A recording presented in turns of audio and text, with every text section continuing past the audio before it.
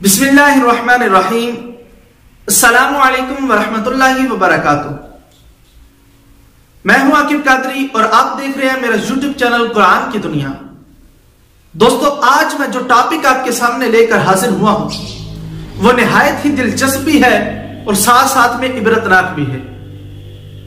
آج کا ہمارا ٹاپک ہے 12,000 لوگ بندر بن گئے۔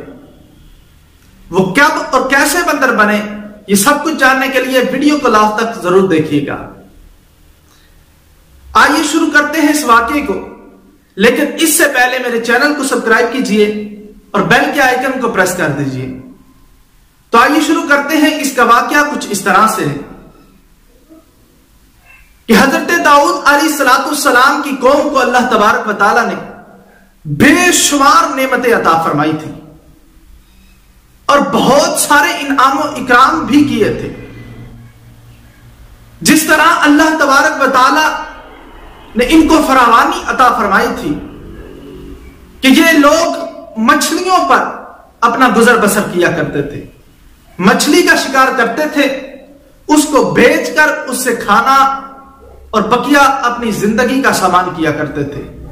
لیکن یہ بہت ہی خوشحال قوم تھی، کیونکہ منگل والے روز اللہ تبارک و تعالی کثیر مچھلیوں کو بھیج دیا کرتا تھا تاکہ یہ لوگ ان کا شکار کریں، ان کو بیچ کر اپنے رزق کا سامان کر لیں۔ تو ہوتا کچھ اس طرح سے کہ جس طرح اللہ تبارک و تعالی ان پر انعام کرتا ہے، اسی طرح ان کا امتحان بھی لیتا ہے۔ امتحان اس طرح لیتا ہے چونکہ منگل والے دن رب تعالیٰ کثیر مچھلیوں کو بھیجا کرتا تھا، تو اللہ تبارک و تعالیٰ نے ان پر پابندی لگا دی، یہ حکم نازل فرما دیا کہ تم لوگ منگل والے دن شکار نہیں کیا کرو گے۔ تو اب 3 گروہ اس قوم کے بن گئے۔ ایک وہ تھے جن کو شیطان نے برگلا لیا اور وہ شیطان کے بہکاوے میں آ چکے تھے۔ انہوں نے یہ کیا کہ سمندر سے نالیاں نکالی اور آگے حوض بنا لیے۔ منگل والے دن ان کے منہ کھول دیتے تھے تو ساری مچھلیاں ان حوضوں میں اکٹھی ہو جایا کرتی تھی، شام کو اس کو بند کر دیتے تھے، بدھ والے دن ان سب مچھلیوں کو پکڑ لیتے تھے۔ انہوں نے سوچا کہ یہ شکار نہیں ہے، حالانکہ یہ بھی تو شکار ہی تھا جو انہوں نے مچھلیوں کو حوض میں، تالاب میں بند کر دیا تھا۔ دوسرا گروہ وہ تھا جو ان کو منع کرتا تھا کہ ایسا نہ کیا کرو، کہ اللہ تم پر لعنت بھیجے گا، اللہ تم پر عذاب نازل فرما دے گا۔ اور تیسرا وہ گروہ تھا جو اپنے دل میں اس کام کو برا جانتے تھے کہ یہ اللہ کی نافرمانی کرتے ہیں، لیکن ان کو منع نہیں کرتے تھے اور کہتے تھے انہوں نے تو خود اپنے اوپر اللہ کا عذاب مول لیا ہے، تو ہم ان کو اب کیسے منع کر سکتے ہیں۔ تو اب ہوتا اس طرح سے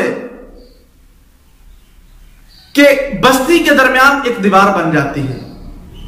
جو لوگ منگل والے دن شکار کیا کرتے تھے ان کو ایک طرف اور جو لوگ نہیں کیا کرتے تھے ان کو ایک طرف کر دیا جاتا ہے۔ آپس میں تعلقات ختم ہو جاتے ہیں،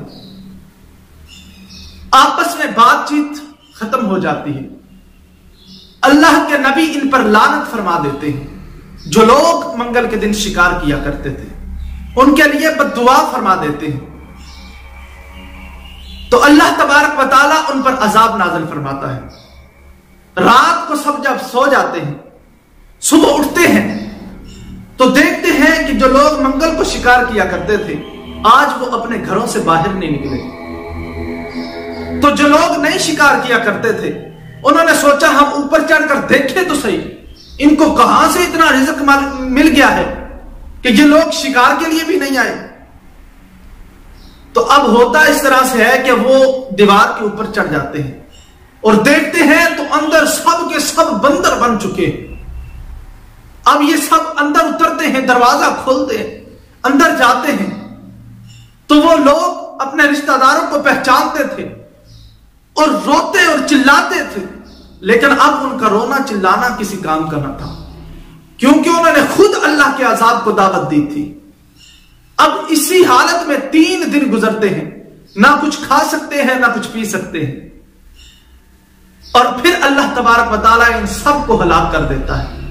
اور ان کی تعداد 12,000 تھی. دوستو 12,000 یہ یہودی تھے جن کو اللہ نے بندر بنا کر ان کی شکلیں مسخ کر کے ہلاک کر دیا. تو اس میں ہمارے لیے عبرت کا سامان یہ ہے کہ اللہ نے ہمیں اتنی فراوانی دی ہے, اتنی آسائشیں اور نعمتیں عطا فرمائی ہیں.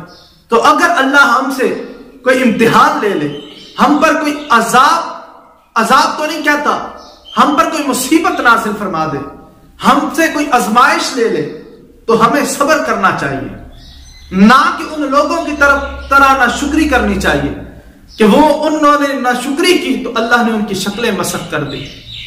تو دوستو امید کرتا ہوں آج کی ویڈیو آپ کو بہت پسند آئی ہوگی. اگر پسند آئی ہے تو لائک کیجئے, کمنٹ کیجئے اور اس پر عمل ضرور کیجئے. صبر کو اپنائیے, ناشکری کو چھوڑ دیجئے, اللہ کے احکامات کو تسلیم کر لیجئے, اس کے احکامات پر عمل کیجئے, اس کے نبی سے محبت کیجئے. اللہ تبارک و تعالی ہمیں عمل کی توفیق عطا فرمائے. وما علیہ الا البلاغ.